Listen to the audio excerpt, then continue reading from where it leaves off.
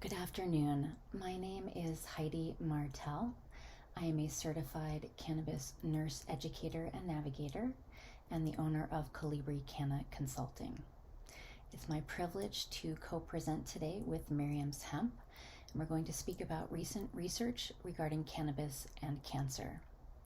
I will be talking about and presenting a few different studies today. If you do have any questions at the end of the presentation, you can feel free to email me at heidi@colibriscanna.com, or you can reach me by phone or via my website at www.colibriscanna.com. All right, so let's go ahead and get started. So I'd like to begin by speaking about cannabinoids in glioblastoma therapy. Now, as many of you may already know, glioblastoma multiforme is the most malignant brain tumor and one of the deadliest types of solid cancer overall. So it's an incredibly aggressive cancer, and we definitely need to develop some aggressive therapeutic approaches. Now, this study done back in 2018 did look at the therapeutic effects of a 1-to-1 ratio of CBD to THC in helping to reduce tumor growth and starve blood supply to existing tumor cells. Additionally, CBD and THC were shown to inhibit the invasiveness and the stem cell-like properties of glioblastoma tumors. Now, this particular study, as I said, was done back in 2018, and it looked at a 1-to-1 ratio of CBD to THC given in conjunction with temodar or temozolomide chemotherapy, as well as alongside radiation. Now let's fast forward to February of 2021. Now here we're looking at an article entitled "Cannabigerol is a potential therapeutic agent in a novel combined therapy for glioblastoma."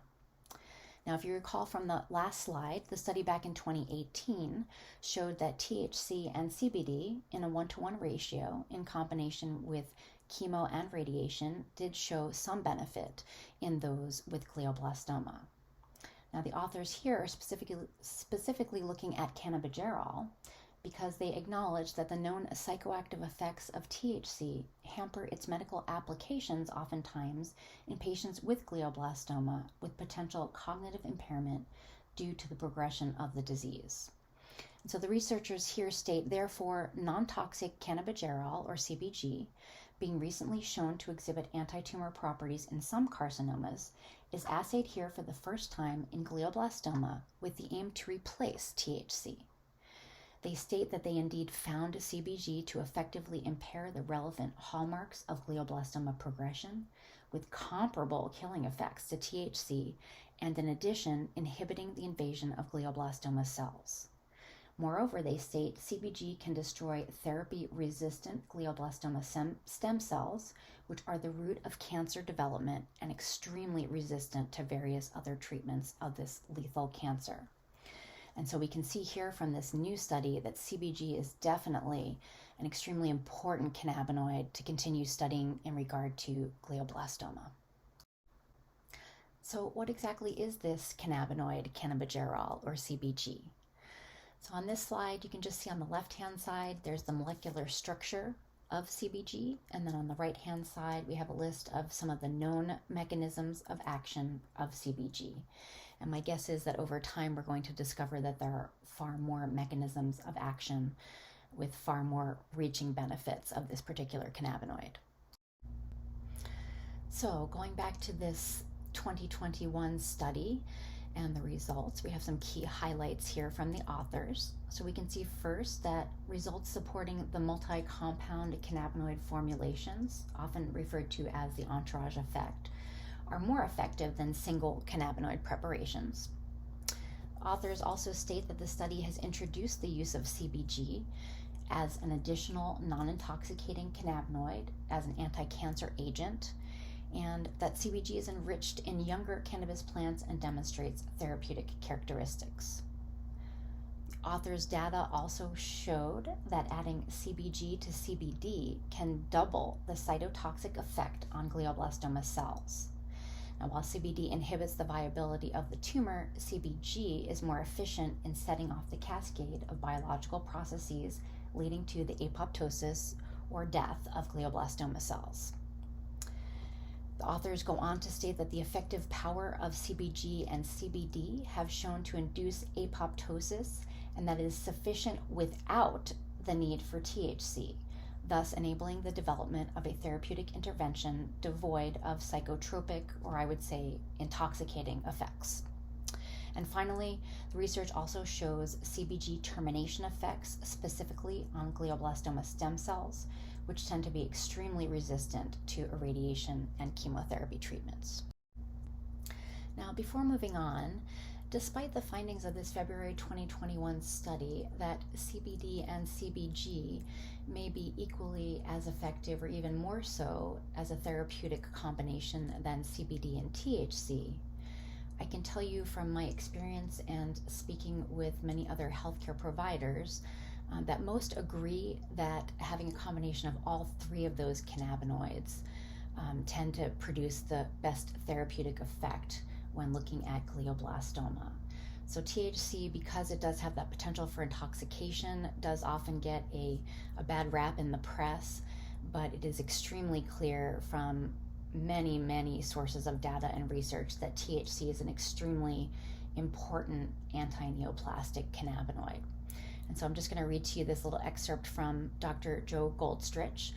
He's addressing this issue as well. He states, based on my experience and aggregation of the current available published research, the therapeutic cannabinoid protocol that I recommend for glioblastoma in my forthcoming book on using cannabis as an anti-neoplastic agent is to use THC, CBD, and CBG for glioblastoma. He goes on to conclude that all three cannabinoids have demonstrated anti-neoplastic activity against glioblastoma. Now I'm going to switch gears here just a little bit, and we're going to move on to speaking about pediatric cancers and how cannabinoids may be helpful and what the research has to say about that. And so with this particular slide, it's just showing us that the most common types of cancers that we find in our kiddos happen to be leukemia and brain tumors. And there definitely have been published research and data to show that cannabinoids help with symptom relief during treatment for nausea and vomiting, anorexia, pain, and insomnia. Cannabinoids also help reduce chemo-induced neuropathy and also help greatly in being an adjunct to chemotherapy and allowing our children to complete their entire course of their chemotherapy regimens without having to stop due to elevated toxicities. And so this is just an example of a wonderful program at Minnesota Children's where cannabis is allowed and part of treatment. And so we see here from what they found that young children with brain tumors experience a decrease in irritability when allowed to use cannabis in conjunction with their treatment. And they found that teenagers and young adults, particularly those with leukemia, are routinely offered cannabis, and that their chemo compliance improves with the addition of medical cannabis and reduces chemotherapy-induced side effects.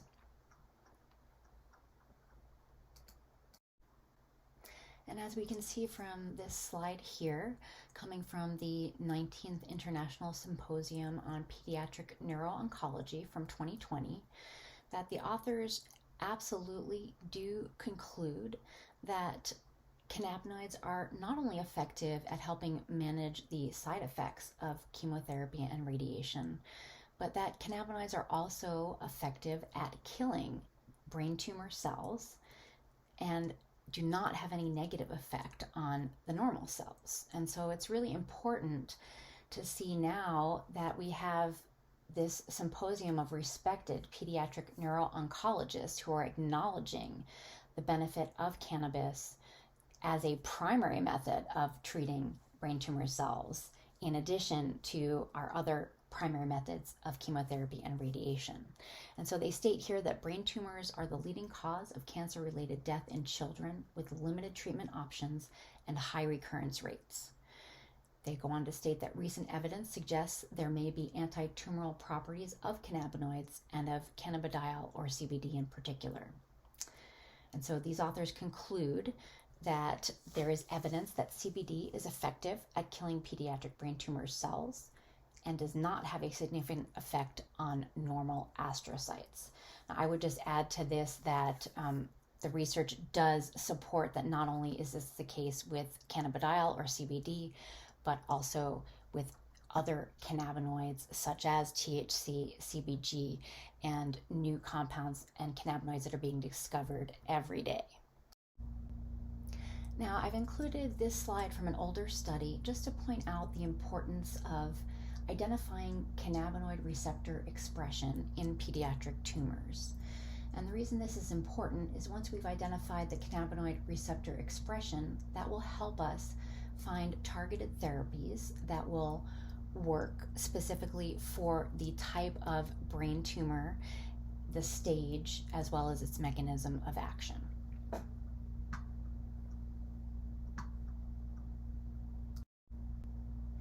And so to further this idea, you can see from this study done in 2019, the overall conclusion is that their findings indicate that the effect of a cannabis extract on a specific cancer cell line relies on the extract's composition as well as on certain characteristics of the targeted cells.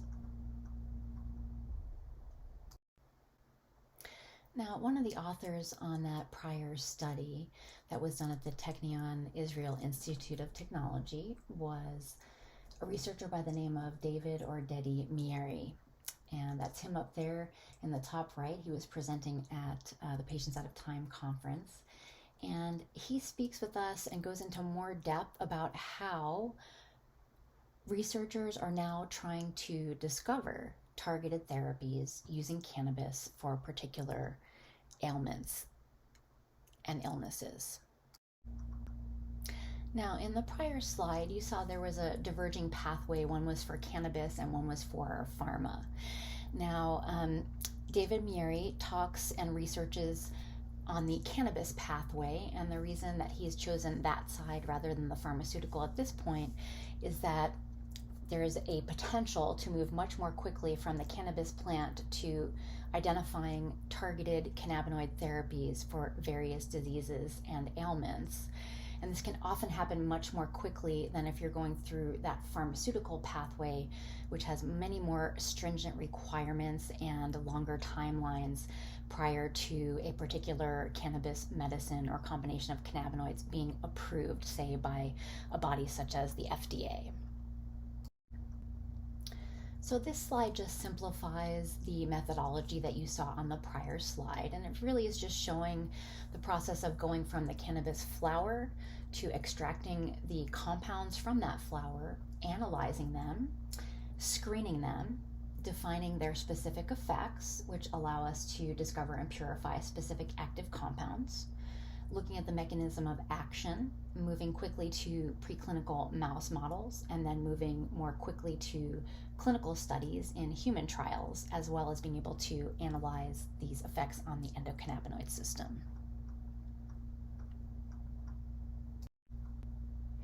And this slide just shows in a little bit more detail the specifics of moving from the left-hand side of the screen, where you see the vial with the cannabis flower at the bottom, and we see that that gets analyzed. All the therapeutic compounds are analyzed, and then they're identified. So for instance, we see alpha-pinene, which is a therapeutic terpene, which we'll talk about just briefly at the end of this talk. Then we see other compounds that are identified in this particular cannabis chemovar or strain. And then we see on the right-hand side a whole bunch of black, gray, and white lines that are showing and identifying the specific elements of each chemovar or strain that's being tested. And on the next slide, I'll go ahead and show you a much larger version of that test strip.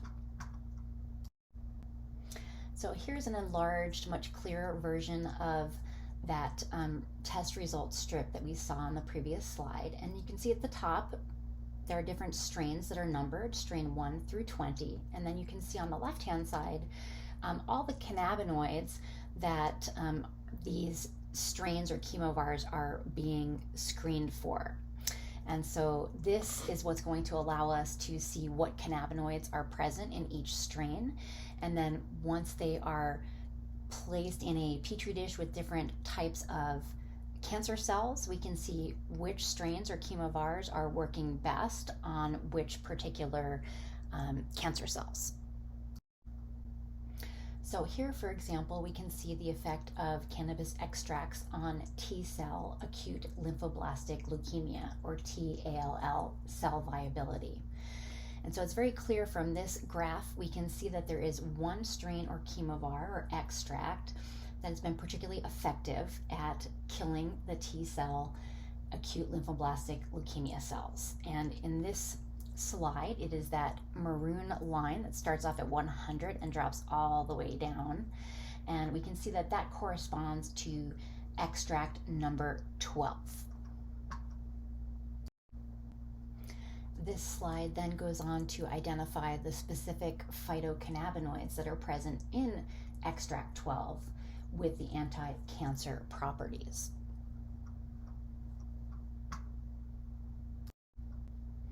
And so what David Murray at Cavnox and his team show here, he tests several different fractions, 1 through 4, that have different combinations of cannabinoids that were identified that you saw on the prior slide as having benefit against the TALL.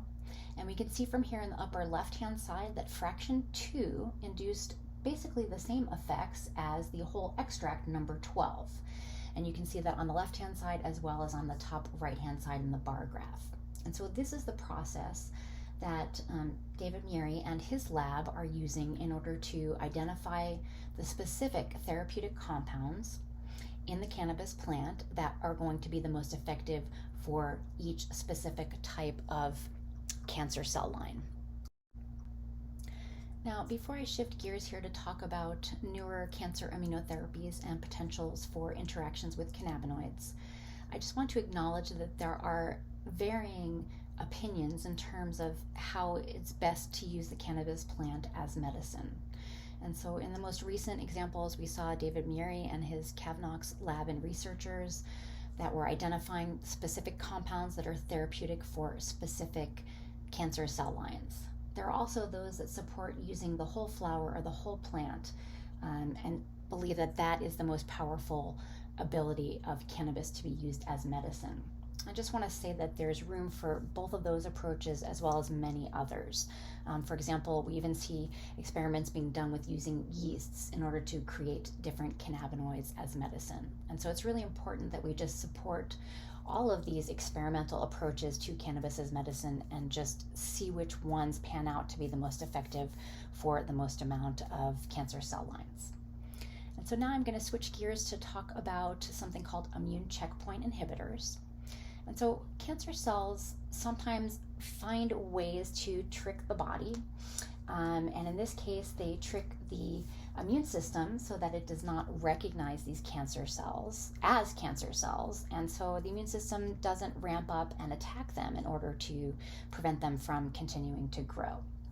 And so there's something called a class of drugs called checkpoint inhibitors, and they are showing a fair amount of promise in certain cancer treatments for certain types of cancer.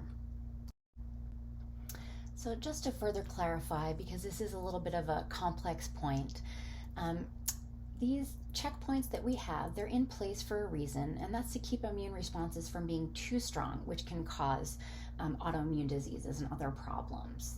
But sometimes these checkpoints can keep T cells from killing cancer cells. And so when we talk about immune checkpoint inhibitors, they are elements which block these checkpoints that allow then the T cells to kill the cancer cells better. And so there are some examples of checkpoint proteins that are found on T cells as well as cancer cells, and they include what's called the PD-1 or PDL1, and that stands for programmed death 1 and programmed death ligand 1.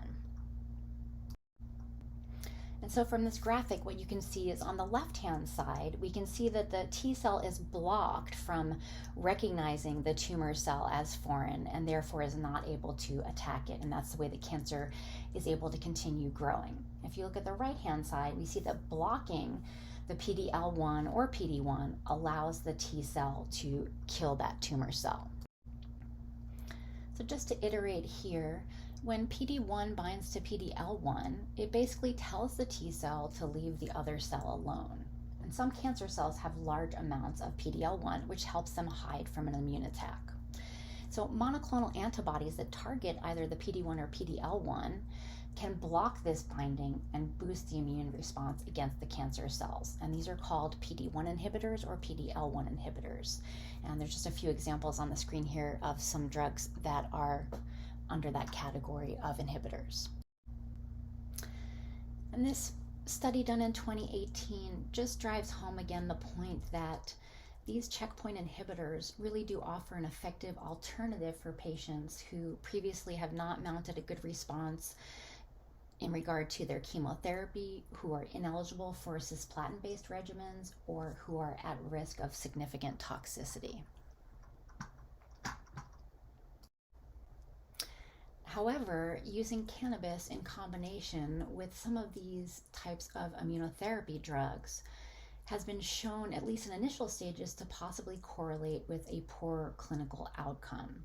And so the conclusions from this study is that this is the first warning sign to the use of cannabis as a palliative treatment in advanced cancer patients starting immunotherapy, and suggests that its consumption should be used with attentiveness. But it gets more complicated here because we also have to be aware of the immune-related adverse events that occur in patients that are treated with these types of immune checkpoint inhibitors. So what this means is sometimes the body can mount an immune response that is so huge that it can create great levels of toxicity in the body of these patients who are using these checkpoint inhibitors as medicine. So this brings me to one of the other conclusions of the article that we just saw, which states that the use of cannabis did, on the other hand, reduce therapy-related, immune-related adverse events. So what we've seen thus far is that the PD-1, PD-L1 checkpoint inhibitors can successfully target certain types of cancers. We've also seen that cannabis being used in conjunction with these inhibitors can sometimes lead to a poorer clinical outcome where the cannabinoids are actually suppressing the immune response that these checkpoint inhibitors are trying to mount in order to kill the cancer. We've also seen that cannabinoids can help reduce complications from patients who are using checkpoint inhibitor immunotherapy to treat their cancer. And then here we have another study in 2020 that shows that cannabinoids inhibited pancreatic cancer via the PD-L1 pathway, just as these other checkpoint inhibitor drugs have been doing. And so it becomes a question of trying to tease out which compounds are most therapeutic for which types of cancer. And so sometimes it's going to be a PD-L1 or a PD-1 checkpoint inhibitor, along with lower doses of cannabis or cannabinoids that might help eliminate or reduce some of the negative side effects of those. And sometimes it's going to be actually using cannabinoids and cannabis in order to attack these cancer cells where the checkpoint inhibitors have failed. So in this case, we see that the cannabinoids are most effective in killing pancreatic cancer. So what does this really all boil down to? You know, we have such conflicting pieces of information, but if we just kind of tease everything out, we can see on one side, we see that the immune checkpoint inhibitors are most helpful in targeting certain types of cancer cell lines.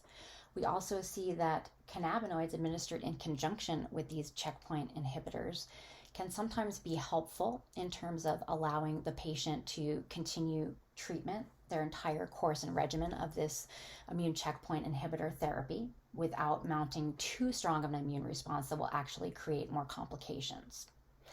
We also, on another side of things, can see that sometimes cannabinoids on their own actually act as these immune checkpoint inhibitors themselves and are more successful than checkpoint inhibitors that are created as immunotherapy for certain types of cancers. And so I think what it really boils down to, there are a few a few pieces of information. One, we can see from this study, I like just the phrase they come up with here, that even in a complex disease such as cancer, positive synergistic plant-drug interactions should be investigated to achieve the best outcomes, including providing a greater benefit to patients and avoiding adverse side effects. And so it really just boils down to more research being done to see which cancers respond best to the immune checkpoint inhibitors, which respond best to the cannabinoids, and what doses of each of those might be most beneficial for each type of cancer cell line. So I'm just winding down here with the last few slides. I just wanted to put this one up. So it's important here to recognize that there are certain compounds that are effective at cancer chemoprevention, so preventing cancer from developing in the first place.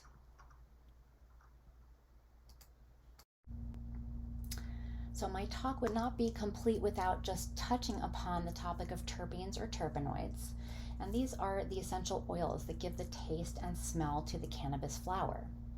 Now here you can see a list of what are documented anti-cancer terpenes.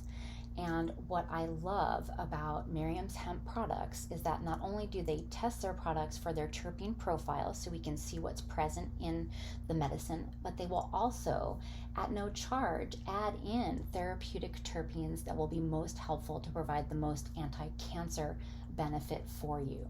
And so that's part of the reason I love their products. I can have my clients request that certain terpenes get added into their medicine to make sure that they are getting the most therapeutic benefit from their cannabis medicine. And just two more slides to close here. This one is just an article that if you are a client, a patient, family member looking to introduce cannabinoids into your cancer therapy, this is a really great article to provide to the oncology team if they're not familiar with the therapeutic potential of cannabinoids and how they can safely be used in combination with cancer therapy. And finally, I just want to thank you all for being here with me today, and a special thanks to Miriam's Hemp for allowing me the privilege of speaking with you today. And if you have any questions about the talk today, you're welcome to email me. My email is here and the website address as well.